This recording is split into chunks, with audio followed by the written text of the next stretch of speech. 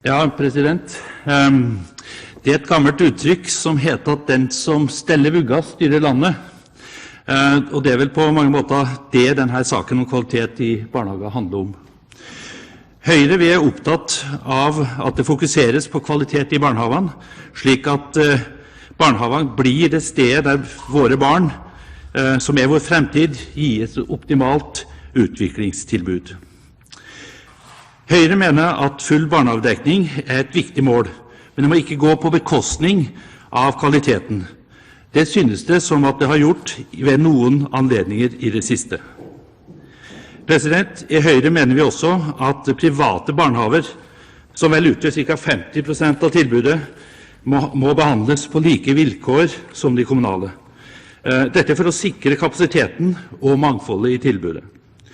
Fordeling av tilskudd som et rammetilskudd til kommunene for fordeling derfra kan gi et svekket tilbud i enkelte kommuner.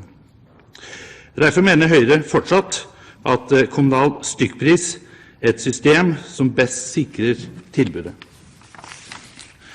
Det nevnt tidligere fra siste representant at Fremskrittspartiet og Høyre foreslår en nettportal som gir foreldre informasjon om innhold og kvalitet i tilbudet i de enkelte barnehagene. Forslaget er godt mottatt av de som har skoen på i saken, foreldre, ansatte i barnehagene og flere kommuner. Også utdanningstilbudet har støttet forslaget. Vi er derfor noe overrasket over at det synes som at regjeringspartiene vil gå imot dette forslaget. Det at det er lett tilgjengelig informasjon om aktiviteter, kosthold, årsplaner, fysiske rammer og ikke minst åpningstider, det er viktig for foreldrene. Viktig for å få det tilbudet som passer for det enkelte familiens prioriteringer. Det vil også kunne føre til at mer individuell tilpasset tilbud som i større grad gjenspeiler de variable arbeidslivet som vi har ellers i samfunnet. Og de individuelle prioriteringene til hver enkelt familie.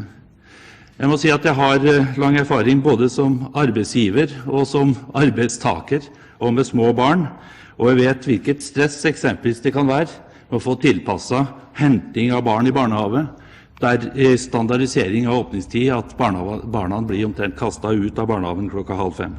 Hvis det da er kø eller annen hindringer, så er det ikke lett å være hverken barn eller foreldre.